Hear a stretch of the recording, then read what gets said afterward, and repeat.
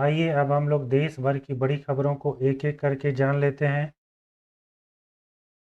साल 2008 में मुंबई में 26/11 के आतंकवादी हमले का मुख्य आरोपी तहव्वुर राना भारत आ चुका है और भारत आते ही उसे गिरफ्तार भी कर लिया गया है।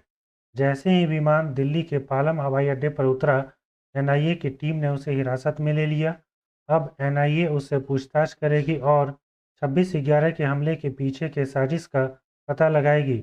आपको बता दें कि राणा की भारत वापसी के बाद दिल्ली में सुरक्षा एजेंसी काफ़ी सतर्क हो गई है और पटियाला हाउस के आसपास की सुरक्षा को पूरी तरह से सख्त कर दिया गया है। दिल्ली में 10 अप्रैल से आयुष्मान योजना को लागू कर दिया गया है। इस स्कीम की मदद से अब दिल्ली के लोगों का 10 लाख तक किसी भी अस्पताल में मुफ्त इलाज होगा। इस स्कीम के लागू हो जाने से दिल्ली वासी काफ़ी खुश हैं।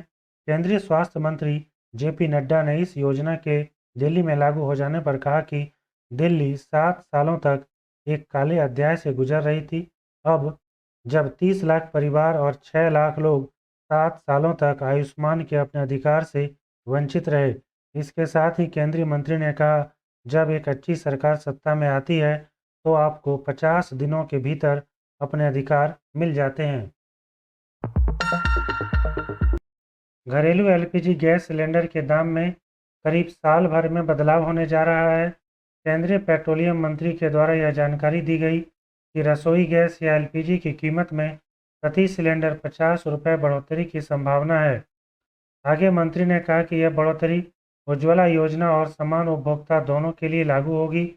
अगर कीमत 50 रुपये बढ़ती है तो जहां पहले रसोई गैस सिलेंडर की कीमत 803 रुपये थी, अब उसकी कीमत 853 रुपये हो जाएगी और उज्ज्वला योजना के तहत जहां सिलेंडर 503 रुपये में मिलती थी, अब 553 रुपये में मिलेगी। अलग अलग शहरों में कुछ कम और कुछ ज़्यादा कीमत हो सकती है।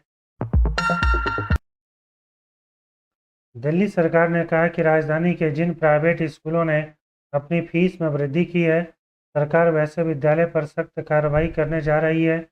दिल्ली सरकार में शिक्षा मंत्री आशीष सूद ने एक कार्यक्रम के दौरान कहा कि पिछली सरकार के 10 साल के शासनकाल में दिल्ली के 1677 प्राइवेट स्कूलों में से सिर्फ 75 स्कूलों का ही हर साल ऑडिट किया गया है।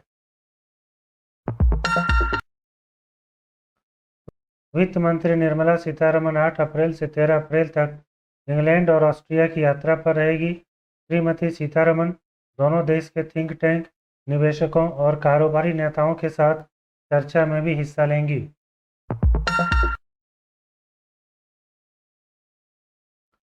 मौसम विभाग ने आज गुजरात और कच्छ क्षेत्र के लिए रेड अलर्ट, राजस्थान के लिए ऑरेंज अलर्ट और दिल्ली के लिए येलो अलर्ट जारी किया है। मौसम विभाग ने आगे कहा कि अगले 2 दिनों तक दिल्ली, हरियाणा और पंजाब में येलो अलर्ट जारी रहेगा और मध्य प्रदेश के कुछ इलाकों में भी लू की स्थिति बन सकती है। इसलिए आप जहां भी जा रहे हैं, सावधानी के साथ घर से बाहर निकलें। आयुष मंत्रालय के द्वारा राष्ट्रीय योग संस्थान के सहयोग से उड़ीसा के भुवनेश्वर के कलिंगा स्टेडियम में योग महोत्सव का आयोजन किया गया। यह अंतर्राष्ट्रीय योग दिवस 2025 की 75 दिवसीय उल्टी गिनती का प्रतीक है। आपको बता दें कि 21 जून को हर वर्ष अंतर्राष्ट्रीय योग दिवस मनाया जाता है और इसकी शुरुआत 2014 में हुई थी।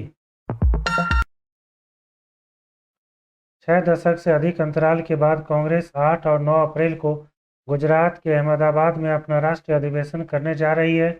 इस अधिवेशन में पार्टी भविष्य की चुनौतियों से निपटने पर मंथन करेगी। आपको बता दें कि गुजरात में आईसीसी का अंतिम अधिवेशन 1961 में भावनगर में हुआ था। उससे पहले सूरत जिले में 1938 में नेताजी सुभाष चंद्र बोस की अध्यक्षता में अधिवेशन हुआ था और इसी अधिवेशन में पूर्ण स्वशासन का आह्वान करते हुए पूर्ण स्वराज्य प्रस्ताव पारित करके इतिहास रचा गया था। 9 अप्रैल को राष्ट्रीय अधिवेशन साबरमती नदी के किनारे होगा। इसमें देश भर से लगभग 3000 से ज़्यादा प्रतिनिधियों के शामिल होने की उम्मीद है।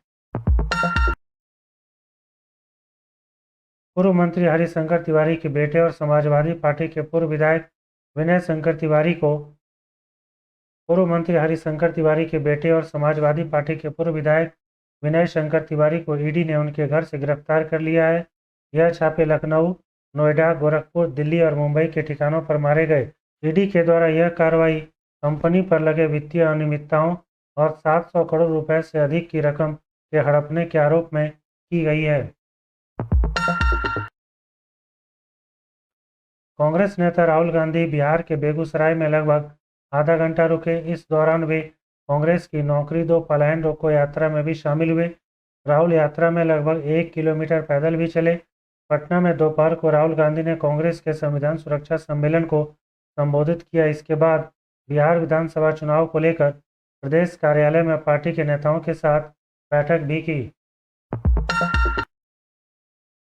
उत्तराखंड में चार धाम यात्रा की शुरुआत में अभी कुछ दिन बाकी है, लेकिन साइबर ठग पहले से ज़्यादा सक्रिय हो गए हैं। श्रद्धालुओं की आस्था और यात्रा की तैयारी को ध्यान में रखते हुए साइबर अपराधी अब उन्हें फर्जी टिकट और बुकिंग के नाम पर ठगने लगे हैं। साइबर अपराधी लोगों के मोबाइल पर आकर्षक यात्रा के पैकेज से संबंधित मैसेज भेज रहे हैं, जिसमें एक लिंक दिया हुआ होता है। जैसे ही कोई व्यक्ति उस लिंक पर क्लिक करता है, वह फर्जी वेबसाइट पर पहुंच जाता है, जहां उसे हेलीकॉप्टर सेवा, होटल बुकिंग, यात्रा पास आदि के नाम पर फर्जी बुकिंग का झांसा दिया जाता है। लिंक पर क्लिक करते ही खाते से रुपए निकल जाते हैं, इसीलिए आप भी सतर्क रहें और सुरक्षित रहें।